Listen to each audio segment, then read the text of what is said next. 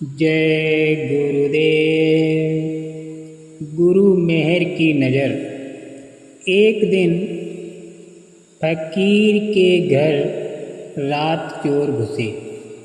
रात में कुछ भी न था, सिर्फ एक कंबल था जो फकीर ओढ़े लेटा हुआ था। सर्द रात फकीर रोने लगा क्योंकि घर में चोर आए और चुराने को कुछ नहीं है। इस पीड़ा से रोने लगा। उसकी सिसकियाँ सुनकर चोरों ने पूछा कि भाई क्यों रोते हो? फकीर बोला कि आप आए थे जीवन में पहली दफ़ा, ये सौभाग्य तुमने दिया, मुझ फकीर को भी ये मौका दिया। लोग फकीरों के यहाँ चोरी करने नहीं जाते, सम्राटों के यहाँ जाते हैं। तुम चोरी करने क्या आए? तुमने तो मुझे सम्राट बना दिया। ऐसा सौभाग्य। लेकिन फिर मेरी आंखें आंसुओं से भर गईं, सिसकियाँ निकल गईं क्योंकि घर में कुछ नहीं है। तुम अगर जरा 2 दिन पहले खबर कर देते तो मैं इंतजाम कर रखता। 2-4 दिन का समय होता तो कुछ न कुछ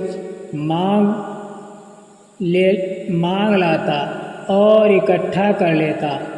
अभी तो एक कंबल भर है मेरे पास, ये तुम ले जाओ।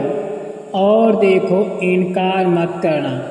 इनकार करोगे तो मेरे हृदय को बड़ी चोट पहुँचेगी, दुख होगा। चोर घबरा गए।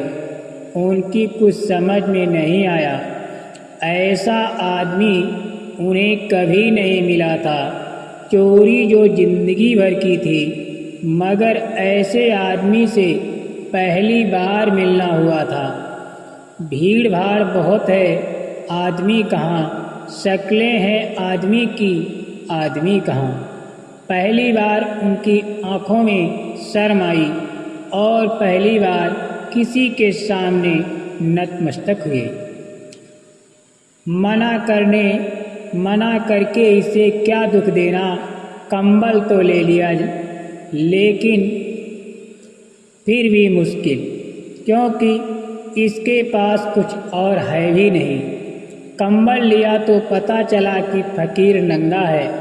कंबल ही ओढ़े हुए था, वही एकमात्र वस्त्र था, वही ओढ़नी, वही बिछौना।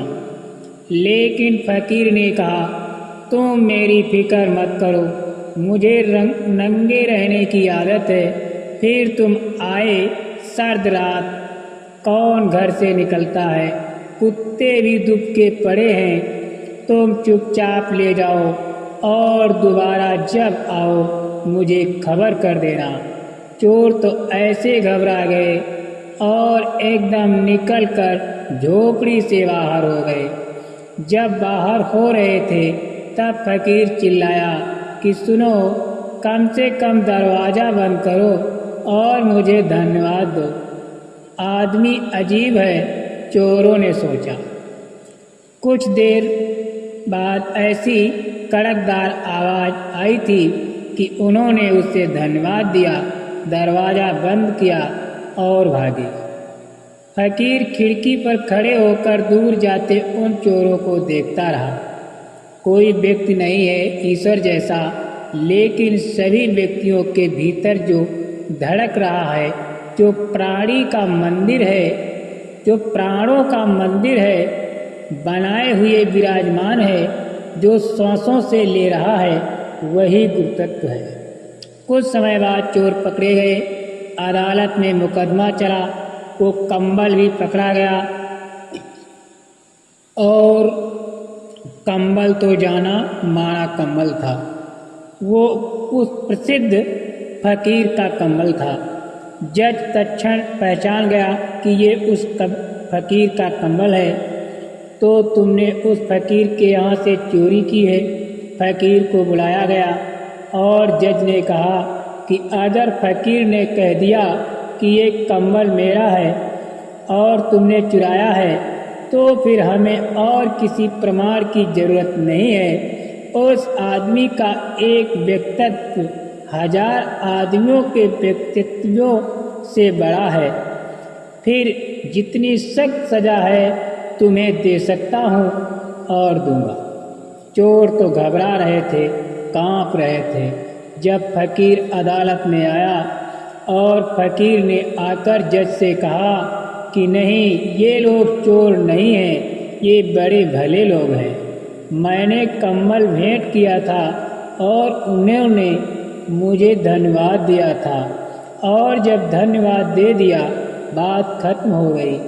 मैंने कम्बल दिया, इन्होंने धन्यवाद दिया। इतना ही नहीं, ये इतने भले लोग हैं कि जब बाहर निकले तो दरवाज़ा भी बंद कर गए थे। जज ने चोरों को छोड़ दिया, क्योंकि फकीर ने कहा इन्हें मत सताओ, ये प्यारे लोग हैं, अच्छे लोग हैं, भले लोग हैं। चोर फकीर के पैरों पर गिर पड़े और उन्होंने कहा हमें दीक्षित करो, यानी नाम दान दे दो। वे संन्यास लेने के लिए प्रार्थना करने लगे। इस पर फकीर खूब हंसा और उसने कहा तुम संन्यास में प्रवेश कर सको इसीलिए तो कम्बल भेंट दिया था, इसे तुम पचा थोड़े सकते थे।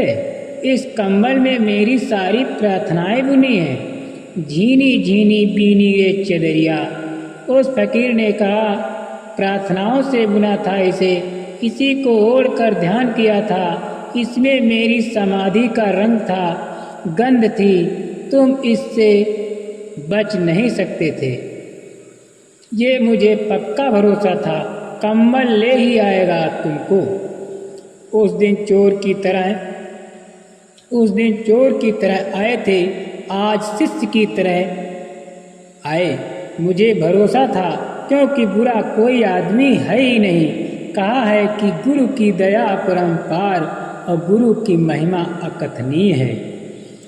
गुरु एक तेज है, जिनके आते ही सारे संशय के अंधकार खत्म हो जाते हैं।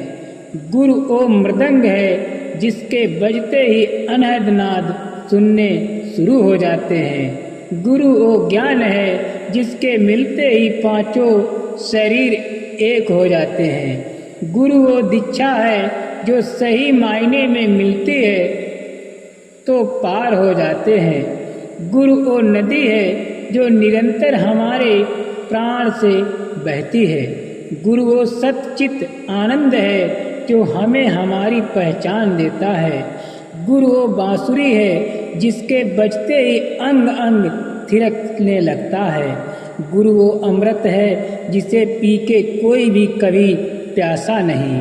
गुरु वो वंदना है, जिसे बजाते ही सोम हम नाद की झलक मिलती है। गुरु वो कृपा है, जो सिर्फ कुछ सद शिष्यों को विशेष रूप से मिलती है और कुछ पाकर भी समझ नहीं पाते हैं। गुरु वो खजाना है, जो अनमोल है। गुरु वो समाधि है, जो चिरकाल तक रहती है। गुरु वो प्रसाद है, जिसके भाग्य में हो उसे कभी कुछ मांगने की जरूरत नहीं। अतः गुरु महाराज द्वारा बख्शीश नामदान रूपी कुंजी द्वारा इस जीव का छुटकारा संभव है, बाकी तो मोह माया है। जय गुरुदेव स्वामी, रहम करो मेरे दाता, ये कुजीव भी आपकी चौखट पर आस लगाए बैठा है। जय गुरुदेव।